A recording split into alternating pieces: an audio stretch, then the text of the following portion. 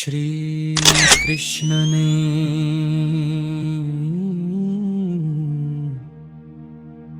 बाबा की संपूर्ण जन्म कथा जन्म से लेकर खाटू धाम तक। जय श्री श्याम जय हारे के सहारे। जय श्री श्याम जय हारे के सहारे। नमस्कार दोस्तों, आज की इस पावन कथा में हम आपको खाटू श्याम बाबा के दिव्य जीवन की संपूर्ण कहानी सुनाने जा रहे। ये कथा हमें महाभारत काल से लेकर आज के प्रसिद्ध खाटू श्याम धाम तक की यात्रा कराती है। आइए श्रद्धा और विश्वास के साथ बाबा श्याम की महिमा का स्मरण करें। सबसे पहले जानते हैं कि खाटू श्याम बाबा कौन है। खाटू श्याम बाबा का वास्तविक नाम बर्बरीक था। वे महाभारत के महायोद्धा थे। उनके पिता महाबली खुद थे, जो धित और अर्क के पुत्र थे। उनकी माता का नाम था, जिन्हें कुछ ग्रंथों में अहिलावती भी कहा गया है। बचपन से ही बर्बरीक तेजस्वी वीर और धर्मपरायण थे। उन्होंने छोटी उम्र में ही धनुर्विद्या, युद्ध कला और शस्त्र संचालन में अद्भुत महारत हासिल कर ली थी। उनकी माता उन्हें सदैव धर्म, सत्य और करुणा का मार्ग सिखाती थी। युवावस्था में बर्बरीक ने कठोर तपस्या कर काक को प्रसन्न किया। उनकी तपस्या से प्रसन्न होकर भगवान शिव ने उन्हें 3 अमोघ बाण प्रदान थे।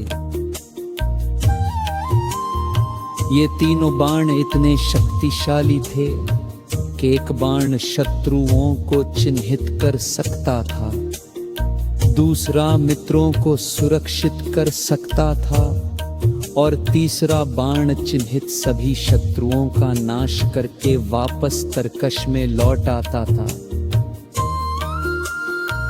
इसी कारण बर्बरीक को 3 बाणधारी भी कहा जाता है। इसके अतिरिक्त उन्हें एक दिव्य धनुष भी प्राप्त हुआ, जिससे वे संसार के किसी भी योद्धा को पराजित कर सकते थे। जब महाभारत का युद्ध प्रारंभ होने वाला था, तब बर्बरीक ने अपनी माता से युद्ध में जाने की अनुमति मांगी। माता ने अनुमति तो दी, लेकिन एक वचन भी लिया कि वे हमेशा युद्ध में हारने वाले पक्ष का साथ देंगे। श्री कृष्ण ने उनके 3 बाणों की शक्ति के बारे में पूछा। बर्बरीक ने कहा कि यदि वे चाहें तो केवल एक बाण से पूरे युद्ध का अंत कर सकते हैं। श्री कृष्ण ने उनकी परीक्षा लेने के लिए पास के एक पीपल के पेड़ की ओर संकेत किया और कहा, यदि तुम्हारे बाण इतने शक्तिशाली हैं, तो इस वृक्ष के सभी पत्तों को एक ही बाण से भेद कर दिखाओ। बर्बरीक ने बाण चलाया। वह बाण बिजली की गति से उड़कर वृक्ष के प्रत्येक पत्ते को भेदने लगा। उसी समय श्री कृष्ण ने एक पत्ता अपने पैर के नीचे छिपा लिया। उनके चरणों के पास मंडराने लगा। तब बर्बरीक ने विनम्रता से कहा, ब्राह्मण देव, कृपया अपना पैर हिला लीजिए, क्योंकि उसके नीचे भी एक पत्थर छिपा है।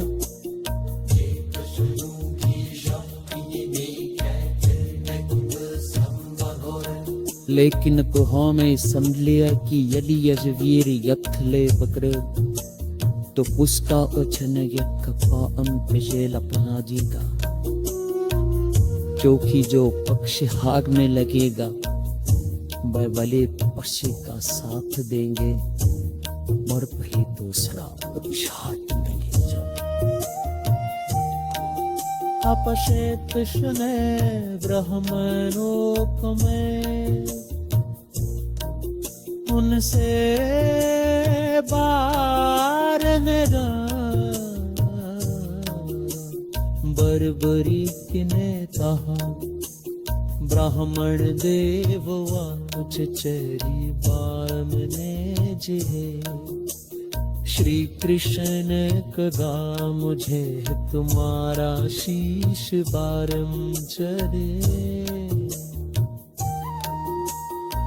क्षण है जने बर्बरीक आश्चर्यचकित में रेते उन्होंने अपने वजन बरताने की मर्यादा को सर्वोपरि माना। उन्होंने निवेदन किया, कान के में सच पहले कृपया अपना वास्तविक स्वरूप दिखाए। खाटू श्याम तब श्री कृष्ण पद्म के रूप में प्रकट हुए। बाबा की संपूर्ण जन्म कथा बर्बरीक धन्य हो गई। जन्म से लेकर खाटू धाम तक। श्री कृष्ण ने जय श्री श्याम, जय हारे के सहारे।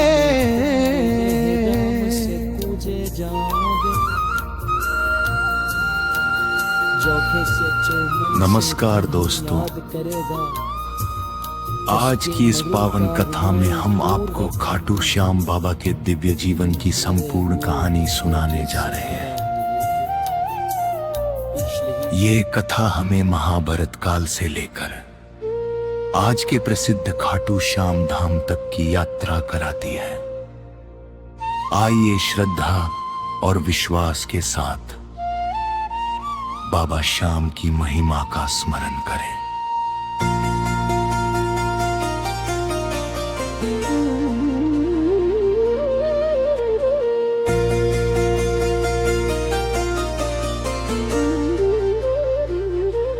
सबसे पहले जानते हैं कि खाटू श्याम बाबा कौन है।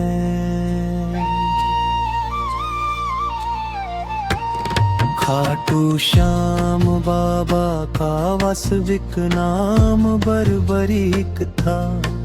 वे महाभारत के महान योद्धा थे। उनके पिता महाबली युद्ध थे, जो रीपर और हवाक के पुत्र थे। उनकी माता का नाम खरा था, जिन्हें कुछ ग्रंथों में अहिलावती भी कहा गया है। बचपन से ही बर्बरीक अत्यंत तेजस्वी, वीर और धर्मपरायण थे। उन्होंने छोटी उम्र में ही धनुर्विद्या, युद्ध कला और शस्त्र संचालन में अद्भुत महारत हासिल कर ली थी। उनकी माता उन्हें सदैव धर्म, सत्य और करुणा का मार्ग सिखाती थी। युवावस्था में बर्बरीक ने कठोर तपस्या कर वेग को प्रसन्न किया। उनकी तपस्या से प्रसन्न होकर भगवान शिव ने उन्हें 3 अमोघ बाण प्रदान किए।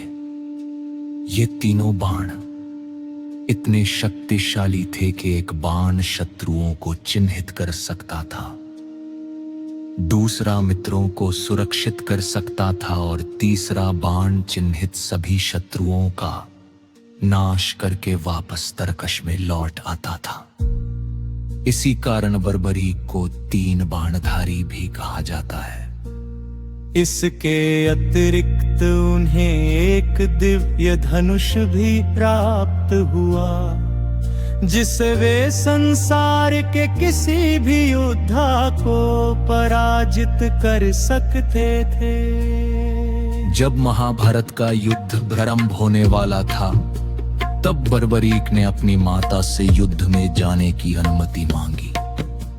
माता ने अनुमति तो दी, लेकिन एक वचन भी लिया कि वे हमेशा युद्ध में हारने वाले पक्ष का साथ देंगे। श्री कृष्ण ने उनके 3 बाणों की शक्ति के बारे में पूछा। बर्बरीक ने कहा कि यदि वे चाहें तो केवल एक बाण से पूरे युद्ध का अंत कर सकते हैं। श्री कृष्ण ने उनकी परीक्षा लेने के लिए पास के एक पीपल के पेड़ की ओर संकेत किया और कहा, यदि तुम्हारे बाण इतने शक्तिशाली हैं, तो इस वृक्ष के सभी पत्तों को एक ही बाण से भेद कर दिखाओ।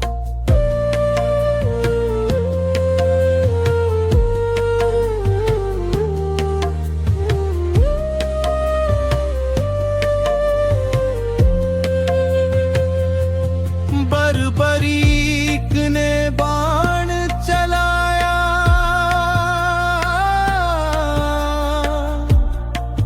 वह बाण बिजली की गति से उड़कर वृक्ष के प्रत्येक पत्ते को भेदने लगा।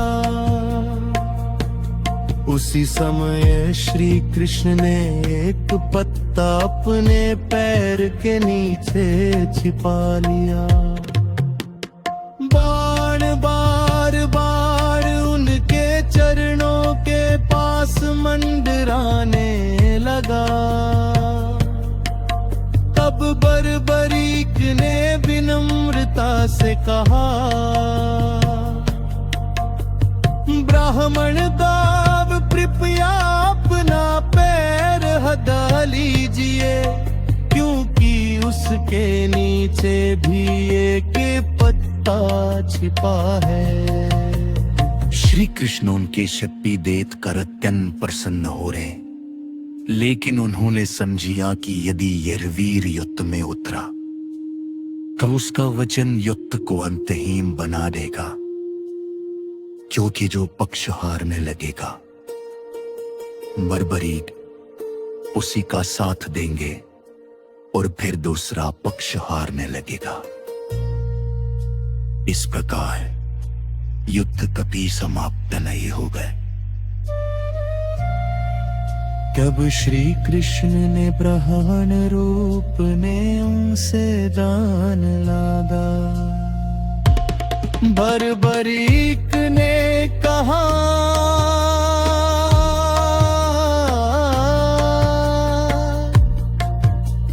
ब्राह्मण में आंख जो चाहे मांग लीजिए।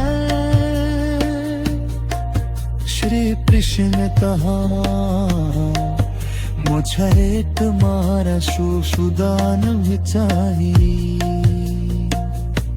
क्षण भर के लिए बर्बरीक आश्चर्यचकित है, लेकिन मोने अपने वचन मर्दान की मणियाना पासर वो परिवाना।